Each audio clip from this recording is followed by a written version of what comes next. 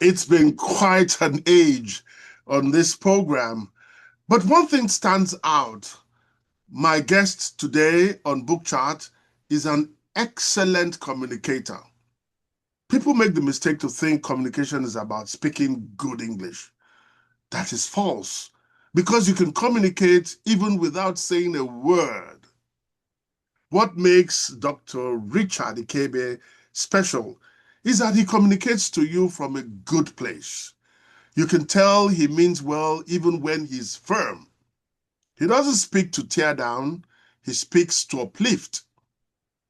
He's strict on timing and appreciates focus. Dr. Ikiebe is someone you should book a session with, no matter how highly placed you are. If you need someone to help you align your goals to reality, or your company needs that charge for the next level, he's the one to reach. His fluency makes him a delightful speaker, yet he desists from speaking in a way that could be interpreted as conceited or narcissistic. He rather engages listeners with unpretentiousness and truth. You'll find it easy to connect with him. He's humane. Dr. Richard Ikiebe was until 2021 a full-time faculty of over 10 years and pioneer director of the Center for Leadership in Journalism at the School of Media Communication, SMC, at Pan Atlantic University in Lagos, Nigeria. He continues to work with the university as an adjunct senior fellow, teaching courses in media history, media leadership, public policy, and the media.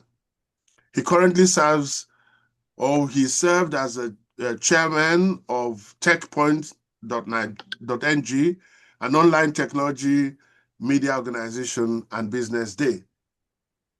Building on this foundation, Dr. Ikiebe currently leads multidisciplinary research on Nigeria's security crisis through INSDEC and the International Organization for Peace, Building, and Social Justice.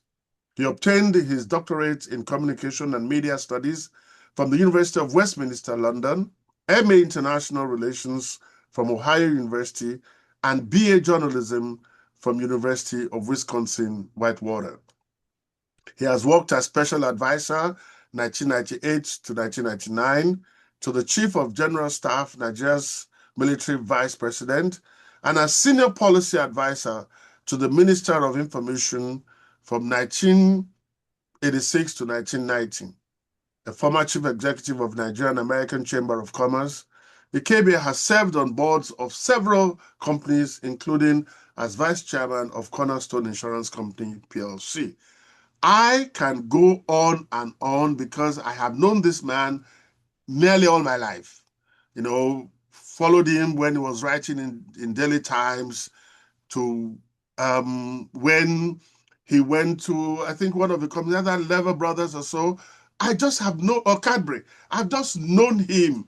And so it is the greatest pleasure to bring to you a man of many parts, Mr. Dr. Richard Ikiebe. And we're going to be talking about something very fascinating. You saw when I talked about next, because what we want to talk about is that book he co-edited with Mr. Taiwo Obe, one of the pen generals in the media. Dr. Richard Ikiebe, you're welcome to Book Chat. Thank you very much, Kole. This is so wonderful to be here. I am delighted, really, really delighted that after a long while we were able to reconnect towards the end of last year. Thank you very much. Thank you for the very robust introduction. Thank you. Yes, and so we're not going to waste too much time. We're just going to get right into it because the book is titled Travails of Next and Nigerian Journalism in the Digital Age. It's authored by Richard Ikiebe and Taiwo Obe. So let's start it this way. In the title of this book, you refer to the Travails of Next. Looking back, what was the most significant travail that prevented 234 Next model from becoming a permanent fixture in Nigerian media landscape? Um, I think to answer that question, you have to put some context around it. Uh, every season is different in the life of a nation. And when a medium that wants to change the trajectory of a nation comes up, that medium ought to study the environment very well. I think the consensus from the 37, nearly 40 odd people that contributed to this book, I think the consensus was that 234 Next, the designers of 234 Next, the promoters of 234 Next, did not study the environment very well. And as a result, they lost a very great opportunity that could have served Nigeria very well. Well, it is true that there were many voices speaking in this book, and from those who have walked the path to those who studied the path. But many saw 234 Next as a blueprint for investigative journalism in Nigeria. To what extent do you think its DNA still exists in current digital native platforms like Premium Times or the cable? Oh, certainly. I think what happened was that Premium Times and the cable, some of who were there at 234 Next, they learned from the mistakes that 234 Next made. And but we're still pushing. The Nigerian journalism scene from time has been one of the most innovative, one of the most resourceful segment of the Nigerian society. But often, as it is happening now, I think we tend to miss it. We need more cable. We need more of those who will do this invest because the the issues to investigate are all over the place, and there's a limit to what any of the two that you mentioned can do and do sufficiently for a country of 230 million odd people. Even if you assume that only 25% of them will read, for 25%, you still need a much more robust presence in terms of investigative journalism that should help the nation to focus on the more important things. Well, the edited volume discusses Nigerian journalism in the digital age. Since the early 2000s, how has the definition of professionalism changed for a Nigerian journalist who must now compete with the social media influencers? Um, I think what has happened, um, the media the media are usually last adopters. They're very reticent about new technology. I don't know why that it is, but maybe because we're trained to be critical and to be almost ambivalent about new things. So what has happened, and it's a very dangerous trend that is going on now. The media have waited and non people who have not been trained in the art of communication have jumped into the scene, and they are swimming along in the shark infested water of of journalism. And the trained people who know how to navigate the terrain are sitting back and basically unsure of what to do, how to handle the new media. I think that is really the problem. What we need to do is probably to fast track our own training, uh, because we have what it takes. We have hello. Yeah, we're here. Go on ahead. Okay, Go ahead. we have what it takes, but we have not permitted ourselves to move into the digital age as we should. It's surprising that Nigerian media leaders are still today talking about, oh, how do we monetize? How do we do this in the digital age? Digital age is still being discussed um, at a very basic level. Mm. Whereas other nations who were in the same places that we were in 2012 when this book was published have moved on. Go to India, they've moved on. So we need to do better than we are now. And this actually really falls on the tables of the leadership in terms of journalism in the nation. Well,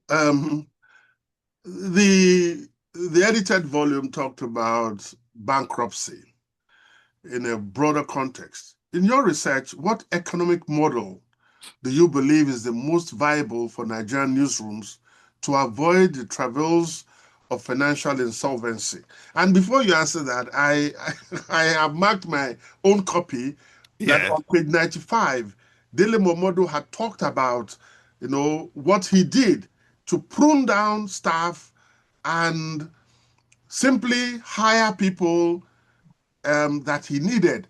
And he was saying something like a lot of media organizations have not learned, how to manage personnel. So when we're talking about bankruptcy, what would be your own your own model, economic model for Nigerian newspapers that you are advising to get into a digital age without all the ecosystem that supports digitality?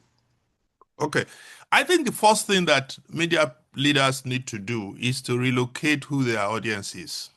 Mm, Most Nigerian publishers and editors seem to focus on the state houses mm, and the various industries that they write for. If you don't know who your audience is, or if you think you are writing for a particular audience, that audience, apart from paying you, will ensure whether you eat or you don't. mm, Okay, so assuming, imagine if the Nigerian, if the Nigerian media were writing for the Nigerian people, mm, we will have a completely different ecosystem. mm, I used to ask my students in class, and I say to them, um, who do you write for? When you sit down to write, mm, when you are writing an article on telecommunication, who do you hope will read you? Do you write so that the CEO of MTN will read you, hoping that the communication director will read you? Or are you writing for the outraged Nigerian user of his services? mm, And because you are writing for a very small group of people, that group is the one that pays you, and the day they withdraw their hands, you are off the trail. But mm, if you were writing for the people, what that gives you, it gives you data, it gives you access to homes, it gives you, imagine if a Nigerian medium was writing for 2, 3 million A plus B users in Nigeria and they were reading that person daily. Can mm, you imagine the income, the power that will come? Can you imagine the data that will be available to the medium? Can you imagine uh, all kinds of things, events that could be planned around it? So monetization, I think we are focusing around it the wrong way. mm, It's not about sacking staff. It's about using staff appropriately. It's about mm, relocating your market away from Alausa or Abuja mm. to the streets of Lagos. Okay. I have a sneaky feeling that your economic model is more of media as a social tool for development, as opposed to the political economy, of media, where um, the publisher has to survive so that the reporters will survive. But at another point, there is that media that caters for the people that should not pander to advertisers. So how do we survive in Nigeria? You're asking us, or you're asking the media to go directly to subscribers that the givings of life are not assured. Power supply for digital, or for connecting to digital. I don't even know the percentage of Nigerians that can actually read English anymore. I think I used to have it on my fingertips, but you're talking about 200 million Nigerians being reached. How are we going to reach this 200 million, and what is the avenue for it? I think we underestimate the number of people who are interested in reading and Mm, who are hungry for news, the right mm, news. We're talking about 200 million people, my brother. 200 mm, million people. Let's take 10% of 200 million people. That's 20 million. mhm, Let's take 5% of 200 million people. That's 10 million. mhm, Even if we take half of that, we're still talking about 2.5 million people.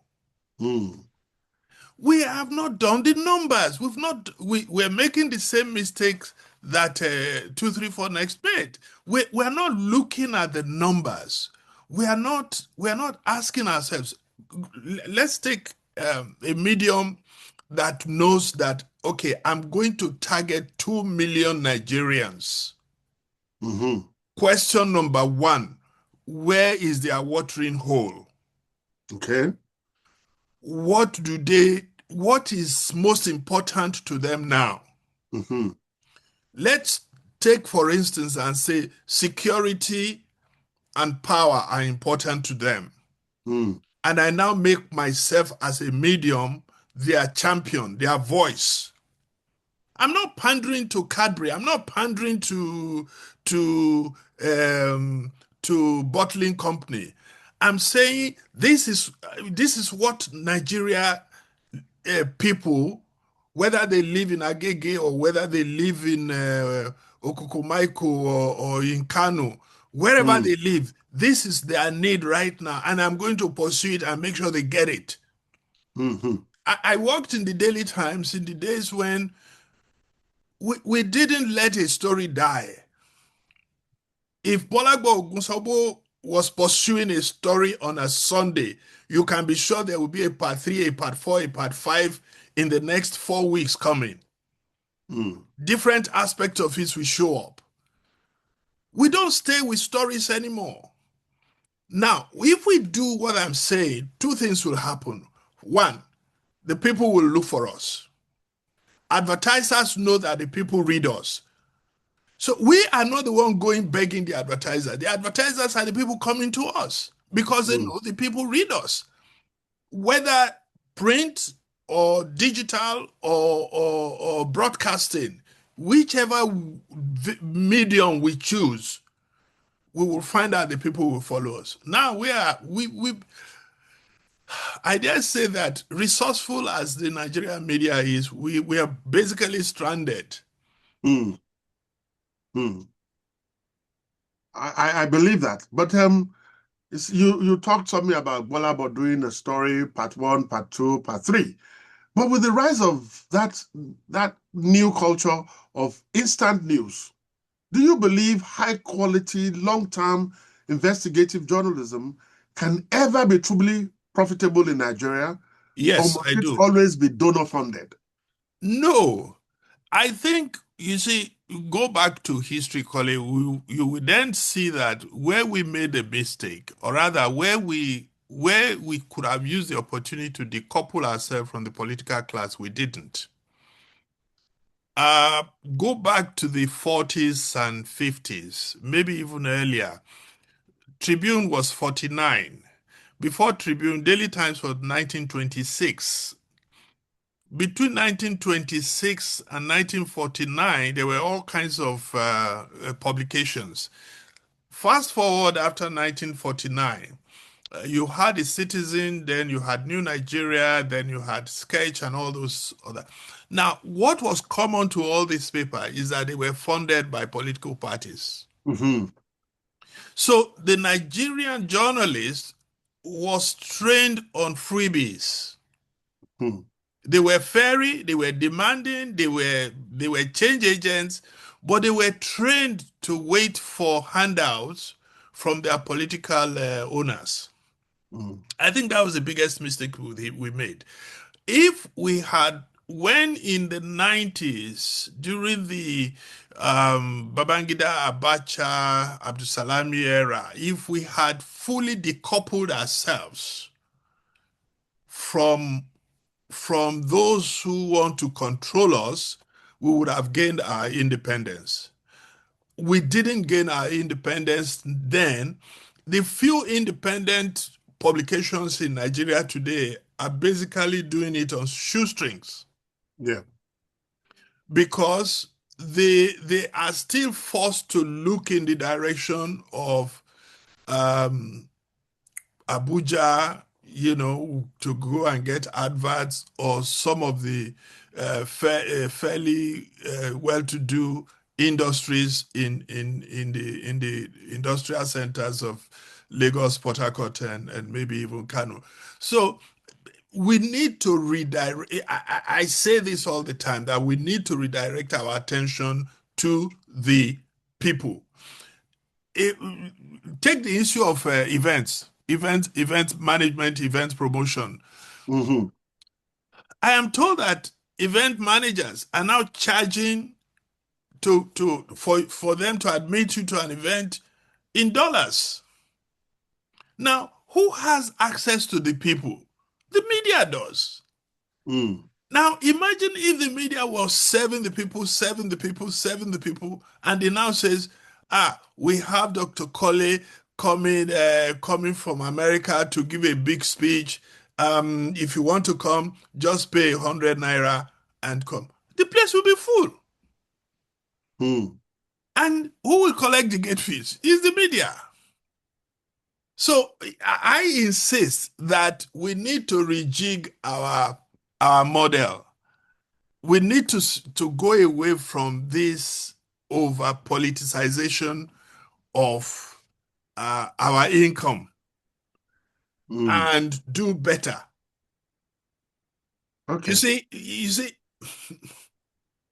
every medium is local. I agree with you. Yeah, I can't remember who it is that was making the point in the book. And I knew this because I was in the US when the USA Today started. Now, until the USA Today, almost all the American papers were local papers. Mm. Washington Post, Mm-hmm. New New York York Times. Times, Chicago Tribune, Mm-hmm. Atlanta Journal. So everybody was looking after their small constituency. We never did that because we were politically driven. So everybody was trying to reach Maiduguri from Lagos. Mm. And Maiduguri didn't bother to have a paper of its own. Mm. So until we come back to relocate the audience and understand who our audiences are, we are going to continue to have this problem. Okay. So we've talked about the audience. The media has failed in the area of audience survey and research. We've talked about content, the possibility that we can go after stories until we'll milk every aspect of it. Now, technology has been the in-between of everything we have said. Since this book was published, a lot has changed. I don't think when it was published, we even had the possibility of search. The search engines were very minimal then. Yeah, they were. So how do you see emerging technologies like artificial intelligence affecting the culture of newsrooms in Lagos and Abuja. And I would add, because there's a new thing now, how you use AI to aggregate your readers, to know what your readers are actually clicking on and the comments they're making. So how do you see um, AI affecting the culture of newsrooms in a place like Lagos, where you have a lot of media houses? And now it's amazing the titles that are in Abuja now, that I see. They all come up and they're all digital now. I don't think anybody prints papers anymore, apart from Mm. This Day and The Guardian. But in your interaction with the media and the professionals, what is the emerging technologies that you see that you think can survive? I think we missed the first, when this book was published in 2012, we missed the first opportunity to ride that wave Mm, of digitalization. Uh, where we are now, we are in the second or third wave of AI mm, coming in. And I hope we don't miss this opportunity because we're going into the area of artificial general intelligence, where you are also talking about agentic AI. mm-hmm, Now, where we are now is a great opportunity to produce a media, or to produce a medium rather, that is exclusive. You see, you can, what AI gives you opportunity to do is that you can actually clone Tribune from when it was first started in 1949, and create create a profile of what a Tribune writer should be. You mm, can create a profile of what a Tribune news report should be. You can create a language, a use of diction that is peculiar to Tribune. It means that each writer can be the utmost that he can be as a Tribune writer, not an AI clone, but as a clone of himself. mm. So we have opportunity, but what do you see now? Everybody is using the same chat GPT or GTP, whatever, and Yeah. they are looking Mm, alike. mm, But what AI gives us opportunity to do is to be the best me that there is, mm, not the best us that there is. mm, Is to be the best guardian that there is. Guardian actually has opportunity to go back to its root and produce an intelligent, scholarly paper that will be read by that small percentage of policymakers mm, now than it did before. mm, So what I'm saying is that AI is giving us opportunities like we've never had before. And we don't need a ton of money to do it. We don't need mm. a ton of money to do it. Because if I was talking with a publisher, and it turns out that most of their outputs over the years have not been digitized. Correct. I agree with you. Okay, now assuming that they were to spend a little money just to digitize those volumes, it means you, resident in the US, you can click a button and you have access to their publication in 2001, Mm-hmm. and you can use it to improve the scholarly paper you are doing. Correct. But right now, the AI and ChatGPT and all those things, they are hallucinating when it comes to Nigeria. Oh, yes. And the Yeah. reason they are hallucinating is because there's no information. Yeah. So there's a lot of work that needs to be done. People like you should start. I know that the AIDS, and I don't like to talk about AIDS. Those who can fund this type of thing for good, they are there with you. I Mm, think it's time for the industry to say this is happening and this is what we need. The industry is silent. The industry has been politicized, mm, you know. So there's a lot that can be done, and I my fear is that we are getting into that the space is tightening, you know.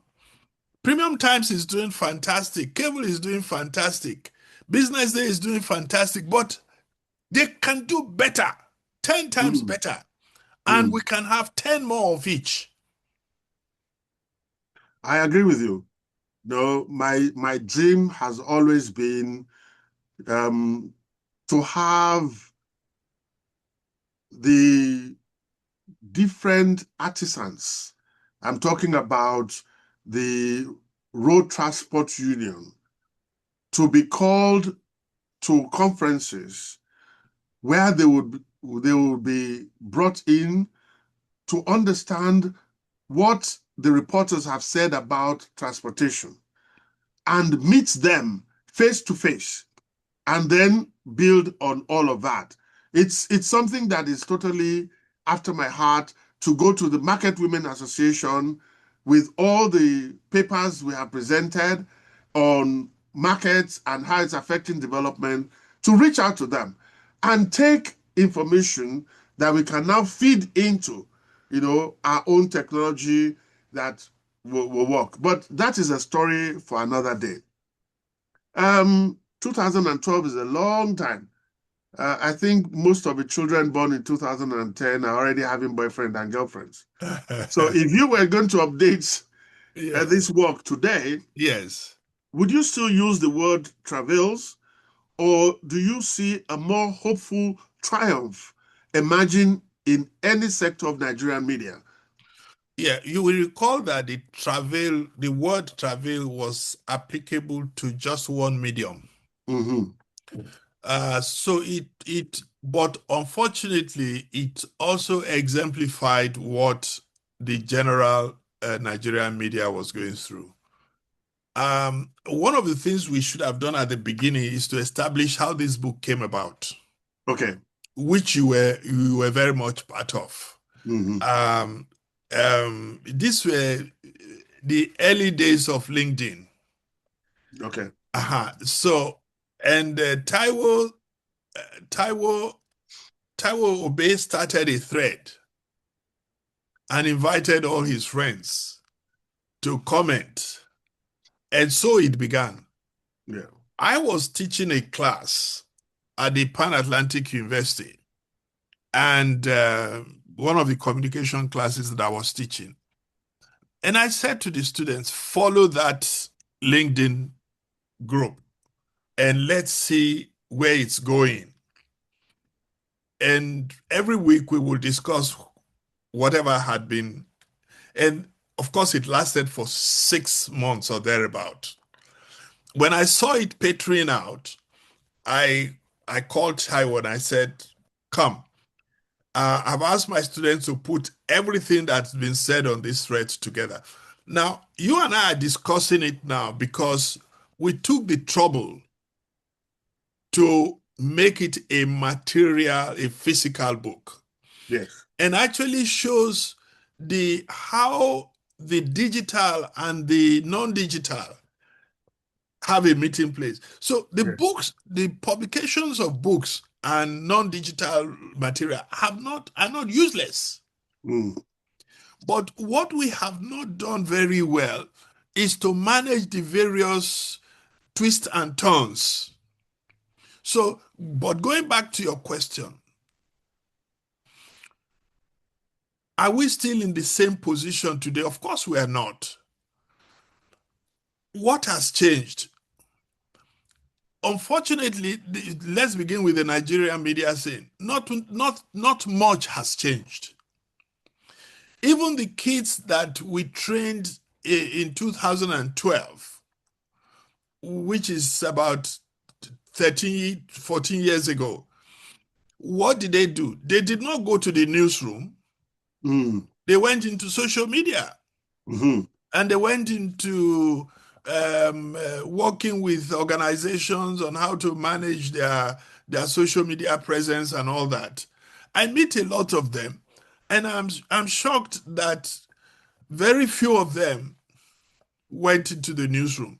So that's a loss. What has happened, therefore, is that the media has not moved as rapidly as it should have, as it could have, to become relevant in today's media ecosystem. Mm. Whereas if you go to places, I use India as an example because they still have the kind of mentality that we probably have in Nigeria. What has saved the Nigerian media scene to an extent is the individuals, not a collective decision that has been taken either by the industry or by government to help the individual, to help the media to be what it could be. So today, I can't say that we're in a better position. I can see that we need to really sit down, bring scholars like you and others who are involved in media training to ask them, where do we go from here? Mm. And try and have a roadmap that can help the media to catch up. To catch up. It's not late. It's not late. Last year we had a training for a media house, a media house in Nigeria. And what we did was we brought in various people, various trainers, including people who are very, very good in the media, in the digital space. And the kids were so happy. So you say, wow, I didn't know this, I didn't know that. So we still have chance to bring ourselves up to date into where we are now. Well, I like your optimism, and I guess because you have been interacting with the upper echelon of the media in Nigeria, unlike myself, I have been interacting with the middle level manpower, and I see death all around me. You know, these are dead woods that I'm not sure any watering or changes will move them. They are stuck on what are we going to eat tomorrow. The society and the kind of social engineering, it is so impossible to talk to the founder of Premium Times without him provoking you that the media is for the protection of democracy. And for people like me, where is the democracy you're protecting, my dear? Where is it? Why don't you go get a life? But he's so bent on it that the media has a role to play in a yet to be developed democracy. I don't believe that at all. That there are other things that I would like the media to do. And I would love to talk about the model of The Guardian.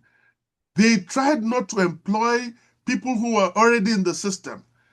They brought fresh blood and they trained them until the media begins to think outside of the box. What you have said, these guys will come to your workshop because of the tea and sausage and stuff that you're going to, and that will be it. Maybe I'm a pessimist, but in this matter, I have worked for the NGOs and I've seen how they rush in and there is hardly any follow-up.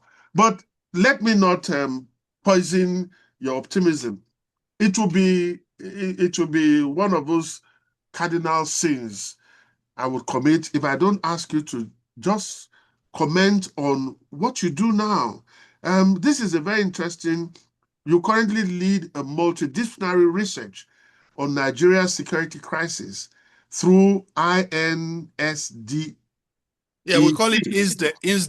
INSDEC. So Yeah. what is INSDEC? And what do you do now?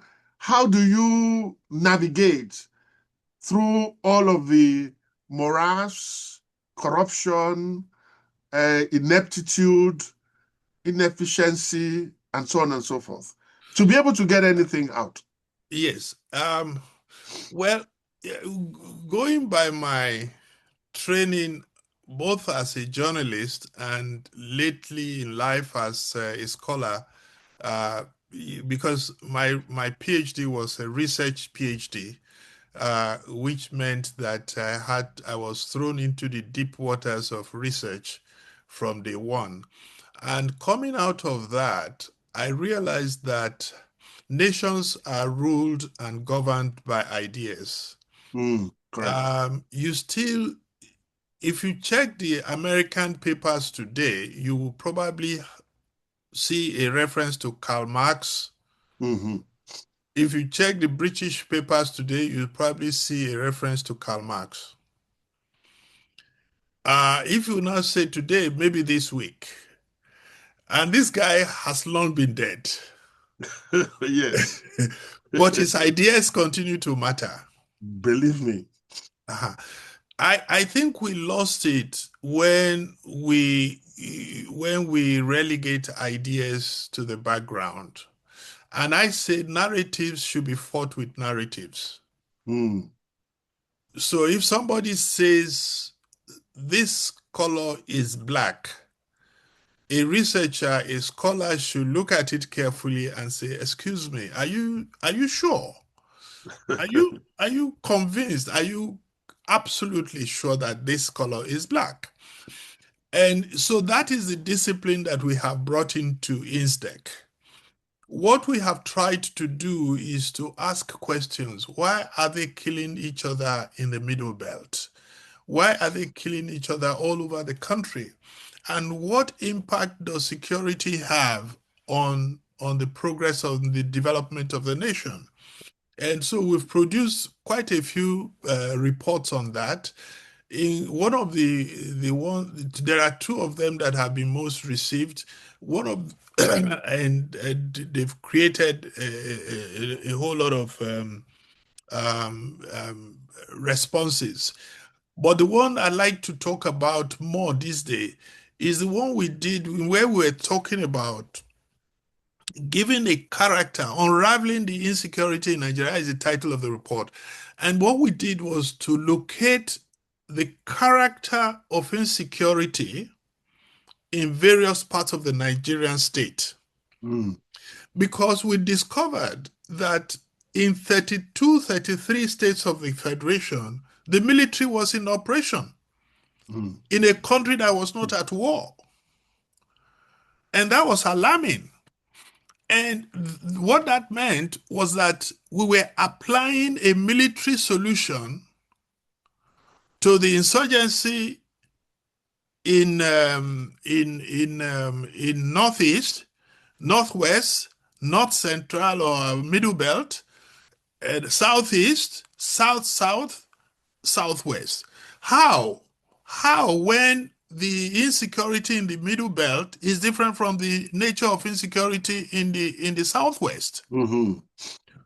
So we sent people out to the field and we came back with reports. So because we didn't write it as an opinion essay, we Mm. actually went to the field, we researched. Evidence-based. Yeah, evidence based. So that has shocked some people because they thought that one solution can fix all the insecurity problem in Nigeria, and we're saying no. So those are the kind of things that we're doing. We also at INSDEC we formed a small group of scholars where we started asking ourselves the question: Who is thinking for Nigeria? Mm, mm, mm, And we established a collective which we called Yaba School of Thought. And every day since March last year, we have published in these days newspaper in these the business sorry not this day business day Business day. newspaper. We have published articles ranging from health to security to education to politics.